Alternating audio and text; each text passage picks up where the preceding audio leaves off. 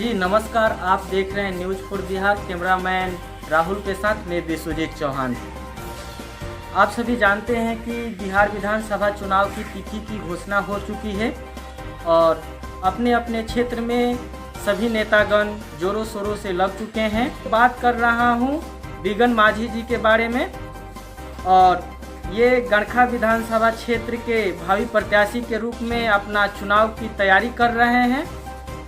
ये सारण जिला के पूर्व लोजपा के जिला अध्यक्ष रह चुके हैं और वर्तमान में दलित सेना के प्रदेश उपाध्यक्ष हैं। आइए इनसे खास बातचीत करते हैं। सर, न्यूज़ फॉर बिहार में आपका स्वागत है। आपका भी बहुत बहुत स्वागत है।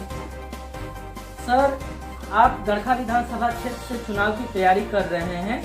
आप किस तरह से चुनाव की तैयारी कर रहे हैं? देखिए, हम तो लगातार 1 से 1.5 महीना से उस क्षेत्र में दौरा कर रहे हैं, घूम रहे हैं और वहाँ की जन समस्या जो है बहुत जटिल है।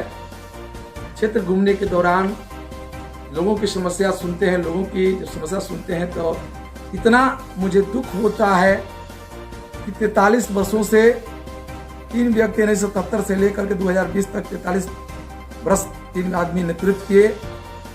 आज दलित क्षेत्र होने के नाते एक बार भी कोई जनप्रतिनिधि, जो भी कोई सरकार के ही प्रतिनिधि रहा आज तक, जो वहाँ प्रतिनिधि बना वह सरकार के ही प्रतिनिधि रहा, लेकिन उनको क्षेत्र पर कोई उनको ध्यान नहीं रहा। आज तक जिस बस्ती की हालात है, जहाँ भी कमजोर दलित गरीब असहाय की बस्ती है, वहाँ बद से बदतर है।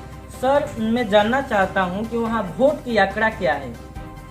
क्या वोट की आंकड़ा क्या जानते हैं? देखिए, जनता की अभी समस्या जो है कि लोगों की कहना है कि यहाँ जो पूर्व विधायक लोग रह चुके हैं, चाहे वह ज्ञानचंद माझी हो या रघुनंदन माझी हो या मुनसर चौधरी जी हो, ये लोगों की जो कार्यकलाप से जनता में बहुत बड़ा आक्रोश है। जनता की मन में बहुत बड़ा बदलाव की भावना है। अगर ऐसे लोगों को नाम नहीं सुनना चाहते हैं जो पूर्व में प्रतिनिधि रह चुके हैं, नए चेहरे की उन लोगों की तलाश है। बदलाव की स्थिति में वहाँ की जनता है। सर, हम लोग वहाँ गड़खा विधानसभा क्षेत्र में हमारी न्यूज़ फॉर बिहार की टीम जाती है तो लोगों का कहना है कि वहाँ विकास नहीं हुआ है। तो आप, जनता अगर आपको वहाँ से विधायक बनाती है तो आप क्या विकास कीजिएगा?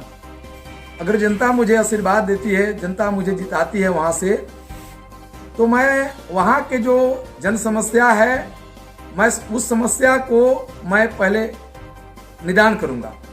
और जैसे कि गड़खा छपरा के दूसरा नंबर पर वह जैसे कि बाजार है और उस बाजार में कहीं भी एक शौचालय की व्यवस्था नहीं है।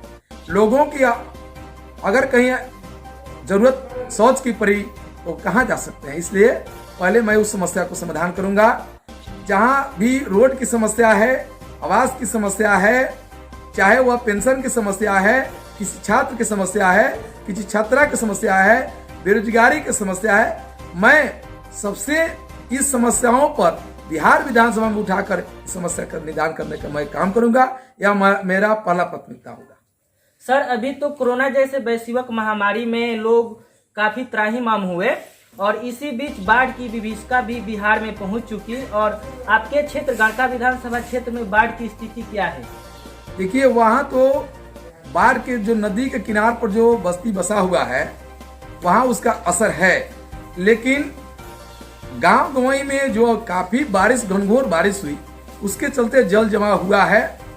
फसल ज्यादा उस वहाँ क्षति तो नहीं है, लेकिन ये कोरोना जो महामारी आया, इसमें बहुत बड़ा अर्थ की समस्या जो है, लोगों की बेरोजगारी बढ़ी है और सरकार को इस पर तो विशेष रूप से ध्यान देकर इस समस्या पर निदान करना चाहिए, ताकि वहाँ अपने से विशेष पैकेज के रूप में उन लोगों को सहयोग करना चाहिए। लेकिन सरकार इस पर सफल नहीं हो पाई है, ये भी जनता में आक्रोश है। सर, ऐसा है कि वहाँ कोरोना जैसे वैश्विक महामारी में आप किस तरह से लोगों को मदद किए? देखिए, वहाँ लोगों की, अगर मान लीजिए हम लोग तो कोई प्रतिनिधि नहीं, बड़े लोग नहीं है, लेकिन जितना हो सका हम लोग वहाँ के लोगों को मदद किए, सहायता दिए, सांत्वना दिए कि देखिए ये तो सभी लोगों पर संकट है और हम लोग अगर चाह कर भी कुछ कर नहीं पा रहे हैं, ताकि उतना बड़े लोग तो है नहीं, कोई कंपनी नहीं लगा सकते, किसी रोजगार नहीं दे सकते हैं, ये तो नहीं कर सकते हैं, लेकिन लोगों की मांग हम मांग सकते हैं सरकार से कि इसको पूरा किया जाए। सर, अभी बिहार में चुनावी बयार बज चुकी है और इस बीच काफी जोरों शोरों से बेरोजगारी का मुद्दा सामने आ रहा है। इस पर, बेरोजगारी पर आपका क्या कहना है? देखिए, जाने के बाद तो बेरोजगारों की माने नौजवान साथियों से बात होती है और लोग कहते हैं हमको कि नेताजी अगर आपको हम लोग मौका देंगे तो आप क्या कीजिएगा। तो हम कहे उन लोगों से बताए कि देखिए मेरे जैसा लोग और बिहार विधानसभा जाएगा तो सबसे नौजवान और बेरोजगारों की समस्या को बिहार विधानसभा उठाने का काम करेंगे और उस समस्या पर जो पहला मेरा प्राथमिकता होगा और उस समस्या को हम निदान कराने का काम कर हर संभव प्रयास करेंगे। आप न्यूज फॉर बिहार के माध्यम से बिगन माझी जी से रूबरू हुए और आपने जाना कि गरखा विधानसभा क्षेत्र की समस्याएं क्या हैं।